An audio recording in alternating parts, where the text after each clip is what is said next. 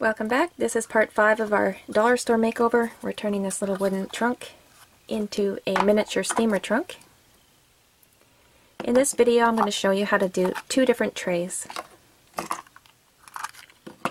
So we have the basic tray, and then we have the more fancy one with the top that opens and closes.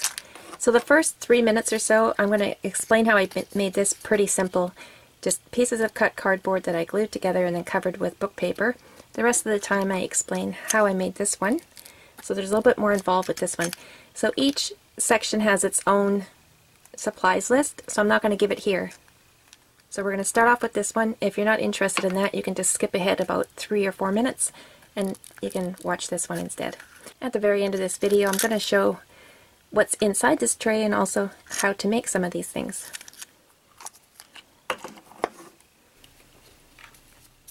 So let's start off by making the simple tray first, and everything that I used is on this table. So just cardboard. This is scrap cardboard I got off of a coffee box, a pair of scissors, and tacky glue. If you want to line the tray as I have done, I used cheap glue and pages from an old book.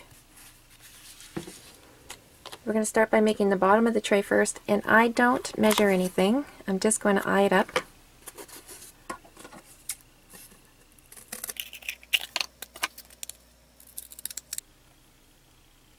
There we go. We have some space all the way around the side, and that's what I want. I want a little bit of space around the edges because every layer that you add to this tray is going to add to the overall size of the tray. So in the end, you're going to get something that's going to be a little bit bigger because of the layers that you add onto it. So you definitely want to have some space around all 4 sides. And now when I do the sides, I'm going to be cutting 2 pieces this size. I just put it in there and kept trimming it until the lid would close. Rounding them out really helps. Okay, I'm going to make another one exactly the same size as this one. I'm going to glue the 2 side pieces in. They're coming on the inside, not the outside. So we have begun. I'm just going to leave this set for a few minutes before I do anything else to it. And to get these side walls here, I already knew the height that I wanted. But for the length, I just set the tray inside, and then I just measure it this way. And I trim down as needed. So I'll do this first cut, and then if I have to trim it, I'll trim it. And that's actually perfect.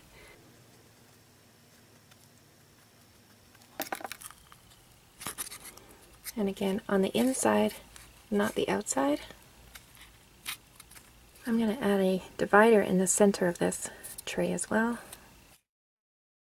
I'm just going to leave this sitting in here, and I'll let it set, the glue set, before I move on to the next step. Alright, that glue is all dry and it's really sturdy on its own, and I'm going to be adding a layer of paper just like I did the inside of this trunk here. So once that layer of paper is dry, the glue is all dry, this is going to be a super sturdy little tray. If you felt it needed a little bit more help aside from the glue, I would take strips of masking tape and I would just go over all the seams. I'd take long ones and go wrap right around.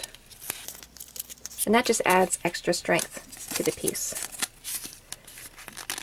And you just know that that's going to be held together pretty good. But it was fine the way it was, and all I had to do was just glue these in. And once this glue is dry, it's really going to be a solid little tray.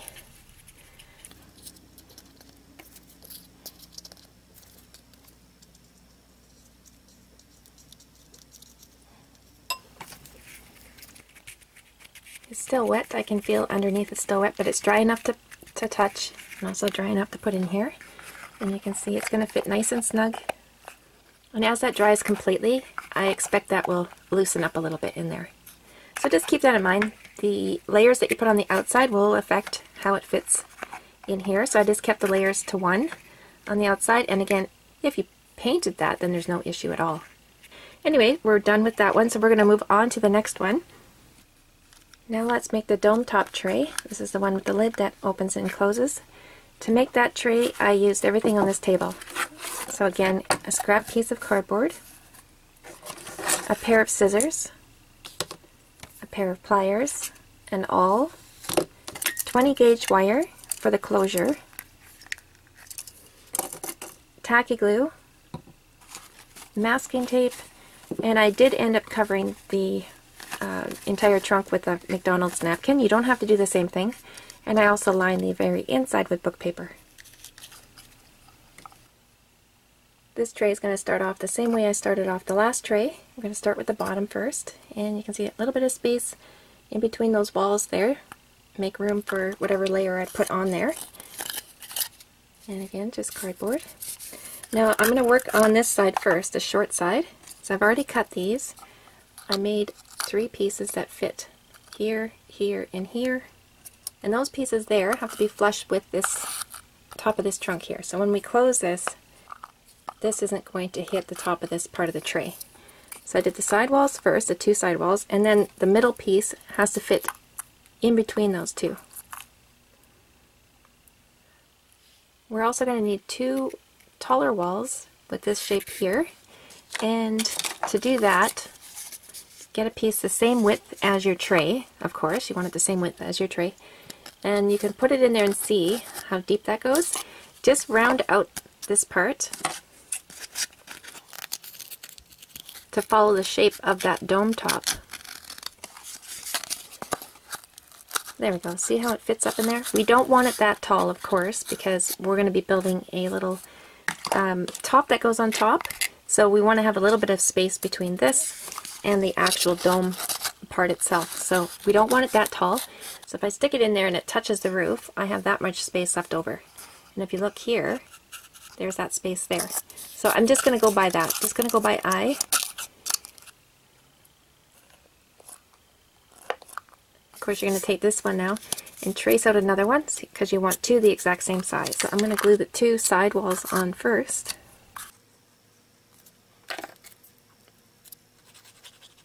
Just make it as straight as possible, and I'm just going to set this aside and let that glue set for a couple of minutes, and then I'll work on this middle piece here. So everything's glued on the inside and not the outside. So now I'm going to do that longer wall, this one right here, and I just want to see if that's going to close.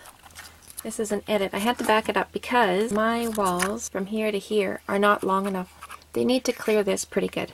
So what I'm going to do to fix that is just make another wall here and just put it there. Then I'm going to attach this wall here. And then I have pretty good clearance there, and I won't have to worry about it touching.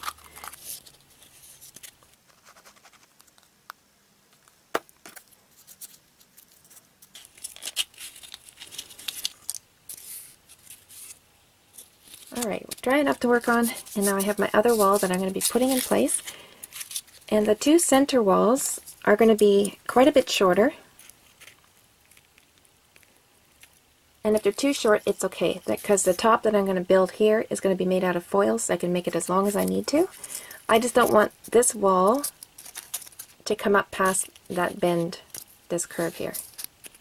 So if it was too tall up here, I'd want to trim it down and get it down below where it starts curving. So I'm going to glue these 2 in place.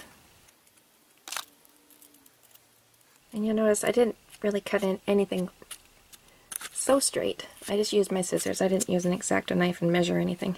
I'm just going by eye here. Now the other wall, see I had room here to put this one in because I want to glue everything on the inside, of course, nothing on the outside.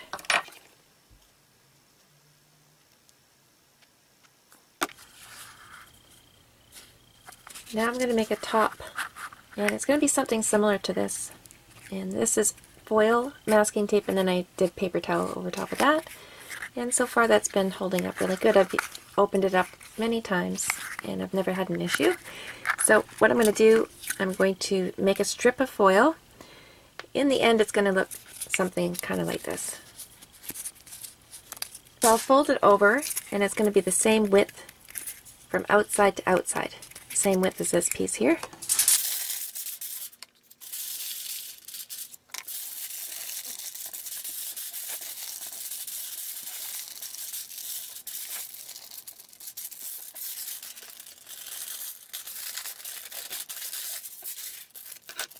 So I'm going to cover this in masking tape, And it doesn't matter if we see seams on this piece because we're going to be covering it anyway. So I just want to cover the entire thing with masking tape.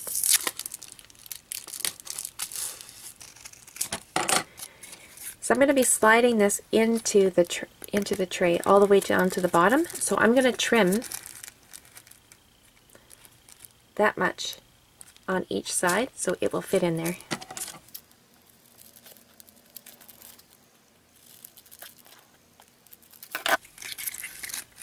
There we go. Now I'm going to cover this up with the masking tape again.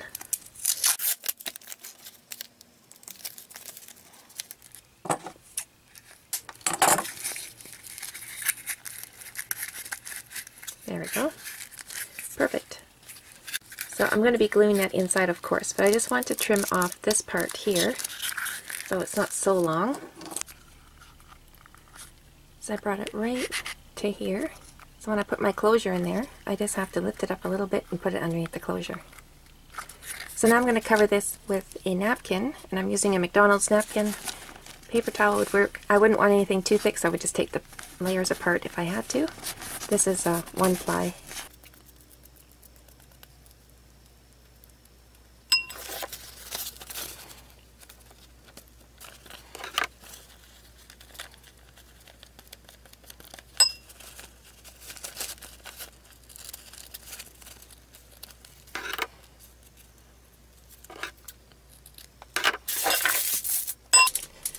Now this pink glue on top, and it's very thin, so I just have to be careful I don't rip the paper. I'm just going to let that dry before I work on the other side.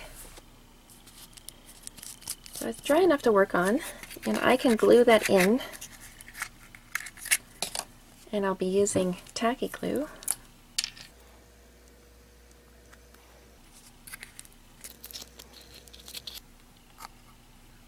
Okay, so I did add little pictures here, and I got the gnomes in there, so I was thinking on this one I will add a little picture of some mushrooms. And the edges are too white for me, so I'm just going to use some distress ink. You can use coffee stain as well, and just go around the edges.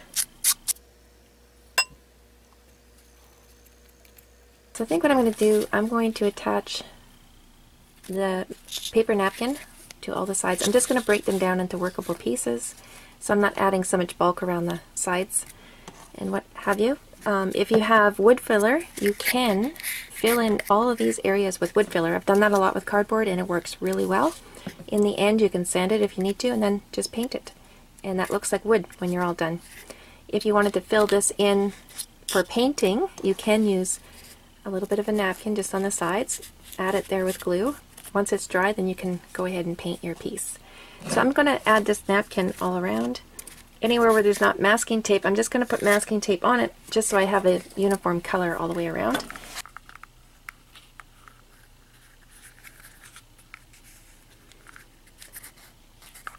Alright guys, I'm popping in with an edit.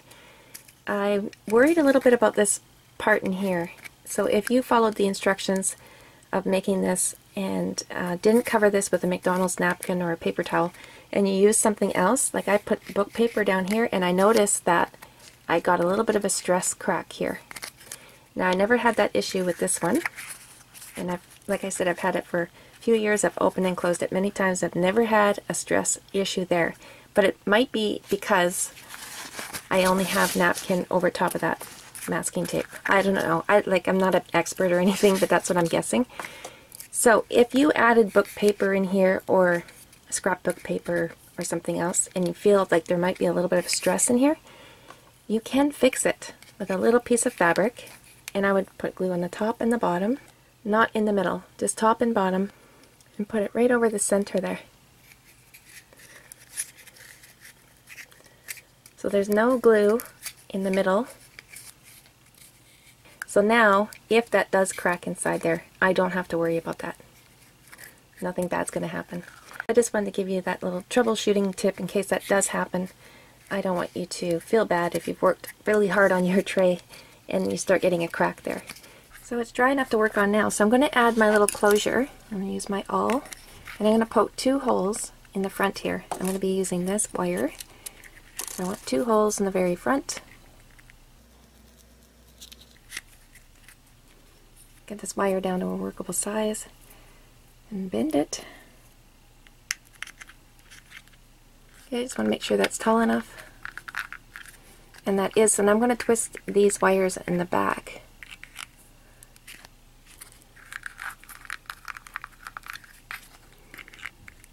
Now squeeze them together.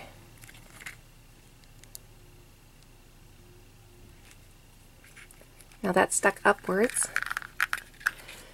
I'll just turn this inward a little bit. And there we go.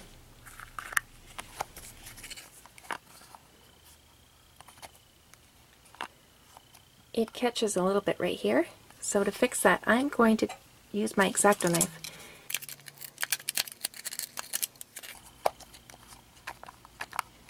Catch free. And this is what it looks like underneath. Kind of made a mess there, but all I have to do is just rub a little bit of paint. So there we go, I just repainted that and it's good as new, and you can't really tell from looking at this side either. It just looks like it's kind of worn out there, and I like that look.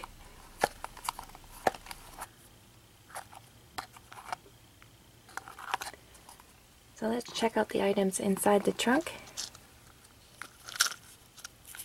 We have a stack of letters, a pebble, must have some sentimental value, an old key, and I have to warn you, when you open an old trunk, you got to do so with caution, because you just never know what's going to be in here. There could be some scary things. There's an antique mirror. Must belong to someone's grandmother. That's not so scary. A paper bag with a lock of hair. Oh my goodness. When I was a little girl, I was going through my mom's trunk and I found a paper bag with my hair in it. It freaked me right out because I opened up the bag and stuck my hand inside. And that was my first haircut. Yikes. And we got a tooth. See what I mean? You just never know what's in these old trunks.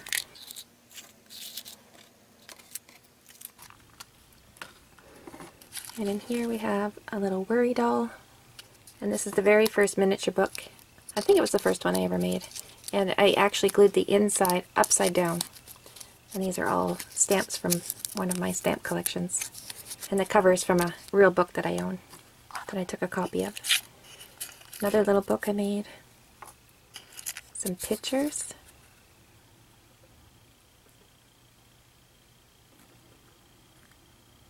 And a little hot iron. And inside here is also full of little goodies. There's treasures inside. Pull on the strings and close up the pouch. Old black and white photo. Oh, another paper bag with some stick matches in there. And some ribbons. Alright guys, I'm going to show you just a couple of things that I made. These are pictures that I saved to my computer. I use Windows, so when I click on a picture that I've saved, it pops up in Windows Gallery, and I have the option to print from there, and from there I can choose a size, 8x10, 5x7, blah blah blah, all the way down. At the very bottom is the size called Contact Sheet, and that's the one I choose, and it will print off these tiny little pictures. I don't know how to do Photoshop and all that yet, so I just use what I can. Same with this one. And then I glue them to another piece of paper to make them a little bit thicker. Rough up the edges. You can also stain the edges with coffee or a distress ink. And this is just ribbon that I cut. And a little worry doll. I found this in the thrift store. And my little paper bags are actually trimmings off a real paper bag. And I just made a little tiny one.